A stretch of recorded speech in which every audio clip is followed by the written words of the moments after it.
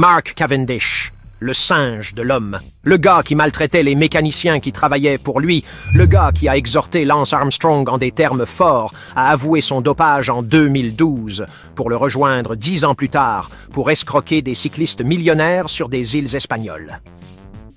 L'un des personnages les plus ridicules du cyclisme, toujours en course à l'âge de 39 ans pour tenter de battre un record absurde de victoires d'étape du Tour de France par le dinosaure belge dopé aimé par des générations de fans de cyclisme. Pour atteindre cet objectif, le sprinter, qui est un ami proche du dopé George Hincapie, se prépare, en tout lieu, en Grèce, terre d'athlètes sales célèbres et infâmes, quand il y est avec son entraîneur de confiance, Vassilis Anastopoulos, le gars qui a su faire revivre ce timide homme rapide à la retraite dans l'écurie de Patrick Lefevere et qui a maintenant été signé par Astana d'Alexander Vinokourov afin de faire la une des journaux et d'amener quelqu'un avec de l'argent à sponsoriser la pire équipe du World Tour, puisque Michel Ferrari ne prépare plus le Kazakh, les athlètes de l'équipe. Heureusement pour le champion olympique dopé de 2012, cette année en 2024, il a fait le parrainage de la Trattoria italienne, une entreprise dédiée aux champions du Giro d'Italia en les délices préférées de Waiting, des pizzas sales grasses et appétissantes qui feraient beaucoup de les abonnés de cette humble chaîne bave de manière incontrôlable. Malheureusement, pour le cycliste pris tricherie au Tour de France 2007, même cet étrange sponsor est couvert de dopage, car Vinokourov la vit, depuis qu'il faisait partie du mythique casino de 1998 du trafiquant de drogue Rodolfo Massi, est pleine de des médicaments, des flacons et des seringues, et même ses sponsors semblent heureux de se joindre à eux. Le dernier d'entre eux a été pris en flagrant délit de dopage mécanique, une histoire hilarante dont vous méritez d'entendre parler et explique énormément de choses sur qui dirige et façonne ce sport. La chaîne de restaurants de malbouffe italienne Trattoria est dirigée par un gars typique d'origine italienne, un mâle alpha avec plein d'argent qui entretient une apparence juvénile bien qu'il soit plus vieux qu'une forêt. Il s'agit jusqu'à présent de l'inconnu pour le grand public, Giovanni Battista Iera, un ancien cycliste amateur, âgé de 53 ans et de nationalité française, malgré ses origines italiennes évidentes, un homme qui a même participé à plusieurs films en tant qu'acteur et a joué dans des films nominés pour les prestigieux Césars. En d'autres termes, c'est un gars qui a plein d'argent, qui n'a pas besoin de travailler parce que des milliers de personnes le font déjà pour lui dans une entreprise peu recommandable, et un homme dont le passe-temps depuis 2 ou 3 ans a été de pouvoir monter sur un vélo et d'écraser d'autres millionnaires et playboys de son âge pour prouver qu'il est le meilleur sur la planète. Tout comme ce vieil homme escroqué par le Kenyan blanc qui adore porter ses maillots de victoire aux championnats du monde qui ne suscitent pas vraiment l'intérêt. Eh bien, ce youpi avait un rêve. Non seulement prouver qu'il était le meilleur cycliste de plus de 50 ans au monde, mais aussi percer dans le monde du cyclisme professionnel. Et pour ce faire, il a fait appel à des contacts personnels qui l'ont présenté à 2 des types les plus louches du cyclisme, du moins au cours des 25 dernières années. Il y avait Mark Cavendish et Alexander Vinokourov. Joey Iera est un de ces types qui se fiche du passé de dopage de plusieurs cyclistes, puisqu'il n'a eu aucun scrupule à se vanter de s'être entraîné avec le méga-dopeur Oscar Sevilla lors d'un de ses ennuyeux après-midi de millionnaire. Ou, bien sûr, il y avait les balades avec Vino, se vantant des exploits du Kazakh, comme cette Vuelta à España conquise ou la Liège achetée aux régents dopés des hôtels pleins de chambres hypoxiques. Maintenant, le Kazakh n'est évidemment pas un idiot. Quand il a vu ce quartier ambulant de billets de banque français, il a décidé de laisser un peu d'espace sur les manches du maillot de l'équipe Astana, un espace qui pourrait être occupé par la chaîne de restaurants de pacotille de son ami millionnaire. Joey Iera avait réalisé un de ses rêves. Il était enfin entré dans le monde du cyclisme professionnel.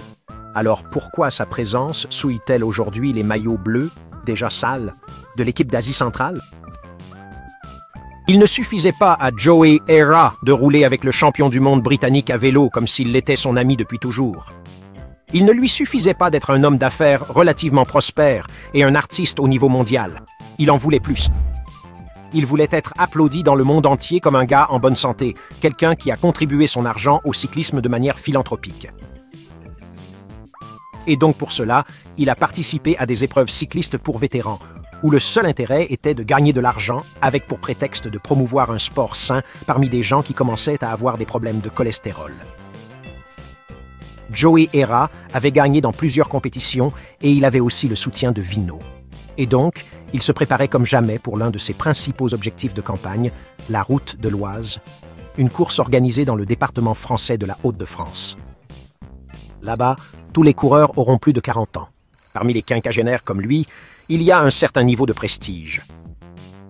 Hera brillait dans la compétition au sein de sa propre équipe, la Cebelan, sponsorisée par la trattoria italienne elle-même, qui compte dans ses rangs l'un des meilleurs coureurs sud-américains de ces 50 dernières années, le légendaire Miguel Ubeto, un Vénézuélien de 48 ans, contrôlé positif à l'endurable lors de sa seule participation au World Tour en 2013, lorsqu'il faisait partie, tenez-vous bien, de l'équipe de José Antonio Fernandez dans l'équipe de Sonia Duval.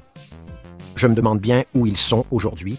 Or, ce Miguel Ubeto, tricheur et dopé notoire, n'est pas seulement le meilleur ami de Joey Hera dans cette équipe cycliste amateur, il est aussi un élément de l'Astana de Vinokourov et de Cavendish, en tant que recruteur pour de possibles signatures en Amérique du Sud, comme s'il n'avait pas eu assez de l'affaire Lopez à l'huile de coco.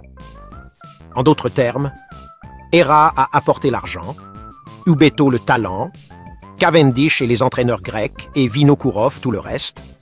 Et ensuite, on s'étonne que des types comme Vicente Belda Garcia aient fait partie de cette équipe de crapules cyclistes.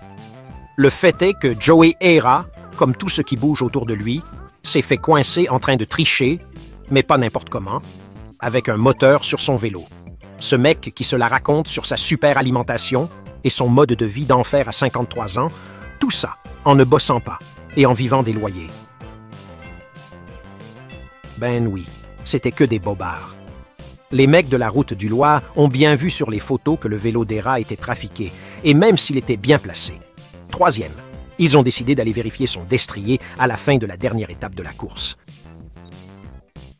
Hera a eu vent de la chose et a décidé de faire un truc qui augmente encore plus sa légende. Il a décidé de se barrer comme un malade, peut-être inspiré par ses films d'acteurs de seconde zone, ou peut-être par les jeunes livreurs qui montent sur des motos qui pétaradent, qui grillent les feux pour livrer leur pizza bien crade en un temps record. Joe s'est engouffré dans son van privé et a appuyé sur l'accélérateur encore plus fort que sur sa moto motorisée qu'il prétende avoir pu être un Van Racel. Il a ensuite eu le malheur de percuter le directeur de course Francis Lenormand, qui s'est arrêté devant l'un des véhicules motorisés de Vinokourov. Hera a continué d'appuyer sur l'accélérateur et a traîné M. Lenormand sur 300 mètres, oui, 300 mètres, lui blessant le genou et la cheville. Cela semble incroyable, mais c'est arrivé, et dans une course dont personne ne se préoccupe vraiment, dont les prix économiques sont ridicules. Si ce genre de choses peut se produire dans ce type de compétition, imaginez ce qui pourrait arriver dans le sport professionnel, où des centaines de millions d'euros sont en jeu. Mark Cavendish, qui n'était sûrement pas au courant, demandera-t-il à Hera de confesser dans les termes les plus forts, comme il l'a fait avec Lance? Vinokourov viendra-t-il critiquer ce sale drogué en conférence de presse? Quelqu'un en autorité exigera-t-il la tête de Giovan Battista sur un plateau? Je pense que nous connaissons tous la réponse.